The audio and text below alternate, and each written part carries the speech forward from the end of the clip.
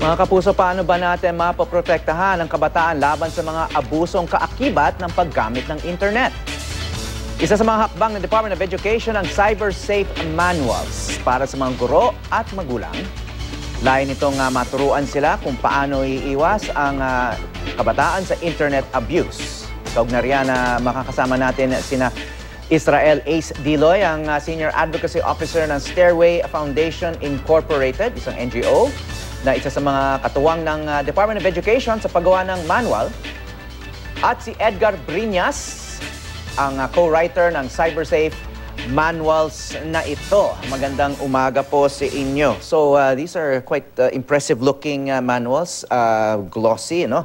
So i-distribute ito. Hindi pa ito actually na-implement sa mga schools, no? But it's already downloadable by anyone, including parents. Yes. Diba? Hindi lang para sa mga teachers at schools ito, para sa mga parents. And yung NGO mo, ACE, ang nag-umpisa nitong project with a survey.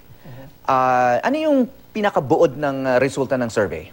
Well, basically, the survey tells us na maraming kabataan ang nag-access sa internet, school-age children, and they're using the internet, unfortunately, unsupervised and without being given tips on how to stay safe online.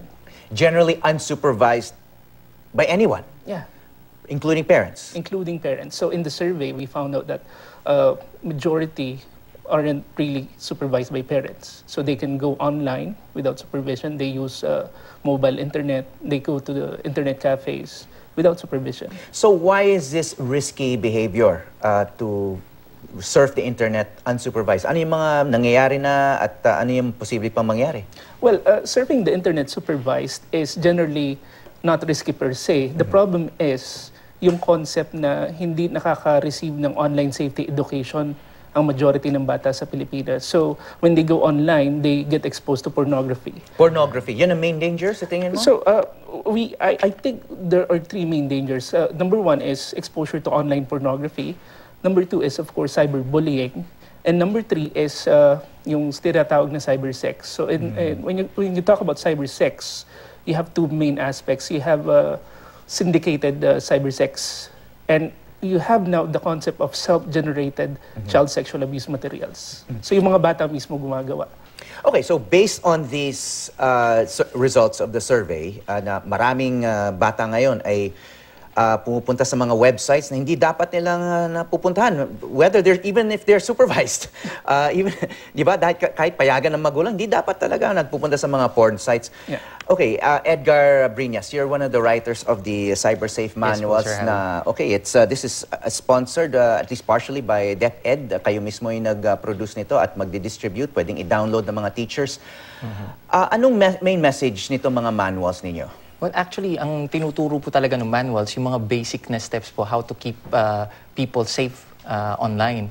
Let's say, for instance, yung account privacy po, that's very important. Kasi yung concept po ng stranger danger, di ba, ginagawa natin yan sa totoong buhay. But when you go online, yun yung hindi naiintindihan ng marami, magulang at saka mga bata, na you get to mingle with a lot of strangers when you're online. So minsan, yung pag-share natin ng mga information, pag-share natin ng mga photos, medyo nagiging delikado din yan in one sense because it's available for a lot of people, for a lot of people's consumption. So, yun yung medyo isang concept na tinuturo namin.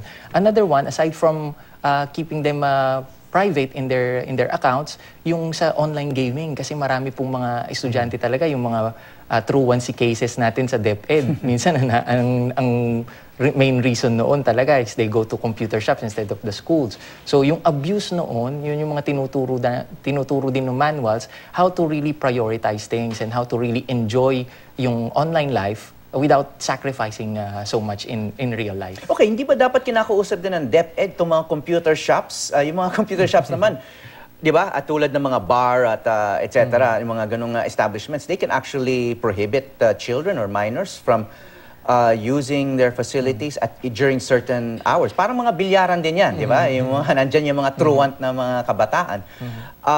may responsibility rin ba itong mga commercial establishments dito sa paggamit ng computers? Definitely po. Actually, marami pong mga barangays na rin kami nakausap, especially in our locality. Kasi I'm from Tanawan, Batangas. So sa locality po namin, marami pong na sumunod na doon sa rule ng DepEd na medyo i-prohibit ang mga bata, especially if it's class Rs. Pero we cannot really say na 100% yung control dyan.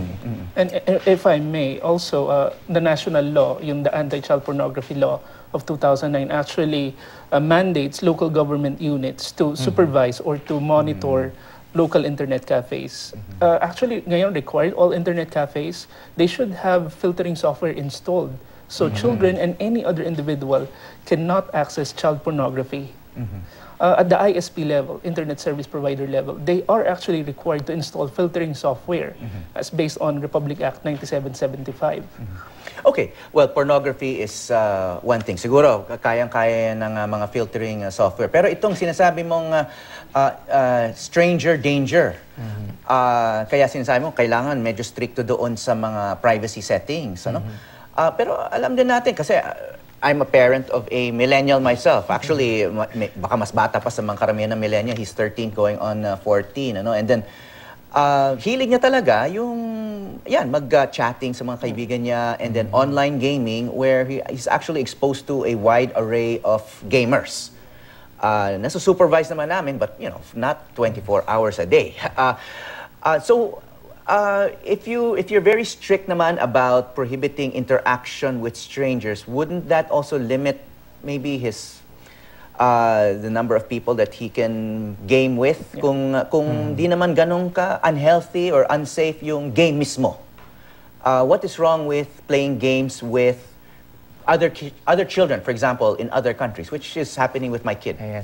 Actually, yung training po na binigay sa amin ng Stairways provided us with ano yung mga tips na pwede mong ibigay sa mga bata. We cannot really prohibit them from using or playing. So, how to keep them safe na lang. So, we provided in the manuals indicators. Let's say, for instance, paano mo itatago talaga yung identity mo, yung magandang online name, indicators, paano may iwasan yung mga gulo na in terms of playing with strangers online. Let's say, for instance, pag hindi ka na comfortable doon sa kalaro mo or nagtatrash talk na sila, ayan, medyo off na tayo doon. So, medyo binibigyan natin ng tips sila to limit themselves into playing with people na talagang kakilala nila at saka napapagkatiwalaan nila. Okay, meron kaming pinapakitang graphic ngayon sa mga monitor ng ating mga viewers. Kabataang hindi nasabihan ng panganib ng paggamit ng internet, mga batang edad 7 to 12 at edad 13 to 16 mula sa NCR. Ayon sa pinakahuling pag-aaral ng Stairway Foundation Incorporated. No? So I guess there is a percentage there na hindi na ilagay.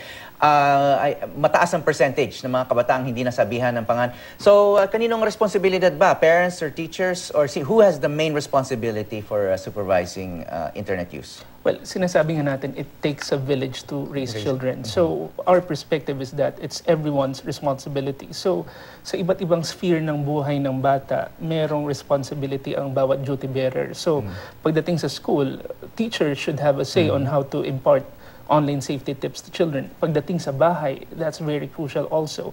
Because based on how we interacted with parents, we realized na may concept ng digital divide. Meaning, parents are letting children use technology, but parents don't understand the online culture. And thus, that prohibits or that prevents them from talking to children in a meaningful way on how to stay safe online. Not just parents. I get feedback sometimes from school administrators and teachers themselves na hindi na naintindihan yung ibang ginagawa ng mga kabataan. In fact, it's just several years ago, many teachers I know were not even using Facebook and other social media na ginagamit ng mga estudyante nila. Now, of course, social media is more widely used, but there are many other things na nangyayari ngayon online na talagang, pati ako, no? I mean, I use technology quite a bit, pero may mga ginagawa pa rin yung anak ko na hindi ko rin naintindihan. May mga terminology siya na wala akong masyadong familiarity. Yeah, that is exactly the point.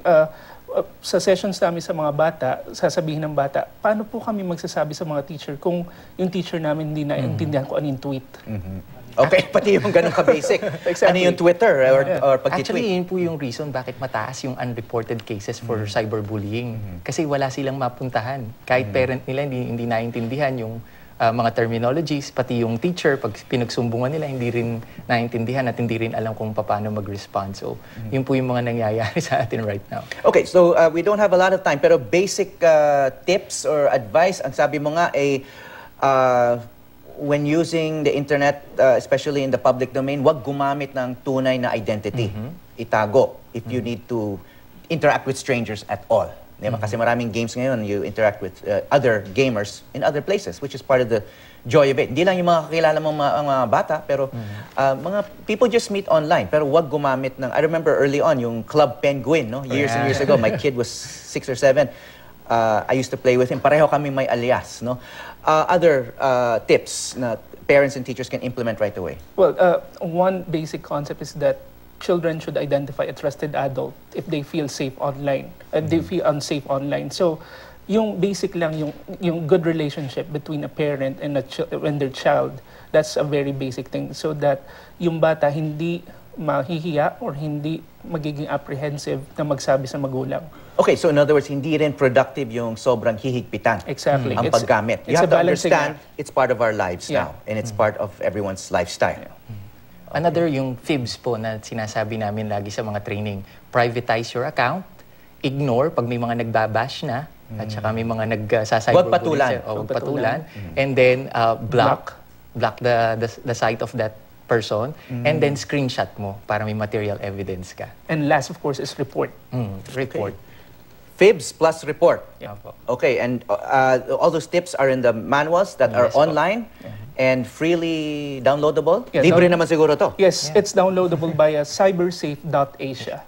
Okay, malaking tulong to sa mga magulang at mga teacher. Maraming po salamat sa inyo. Israel Ace Diloy at Edgar Briñas, sa mga nasa likod ng CyberSafe Project Manuals. Maraming salamat. Thank you. Thanks. Thank you. Thank you very much.